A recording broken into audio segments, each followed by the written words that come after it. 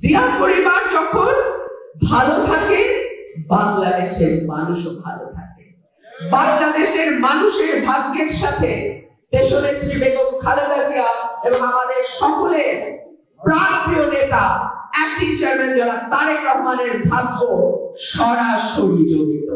যখন বাংলাদেশ খারাপ থাকে, বাংলাদেশের মানুষ কষ্টে থাকে, তখন শহীদ প্রেসিডেন্ট জিয়াউর রহমানের পরিবারও কষ্টে থাকে। যখন বাংলাদেশের মানুষ ভোট দিতে পারে নাই, গুম হয়ে গেছে, বিচার বহির্ভূত ভাবে হত্যা করা হয়েছে, বাংলাদেশের মানুষের নামে যারা একটু ভিন্ন মত পোষণ করে, যারা সরকারের সঙ্গে তাল মিলিয়ে চলে না, একটার পর একটা মামলা হয়েছে, মিথ্যা মামলা হয়েছে, কারাগারে নিয়ে গেছে, চাকরি পায় নাই, ব্যবসা করতে পারে নাই, এলাকায় থাকতে পারে নাই, এলাকায় ঢুকতে পারে নাই। সেই সময় বিএনপির অ্যাক্টিং চেয়ারম্যান জনাব তারেক রহমান কিন্তু দেশে আসতে পারে না।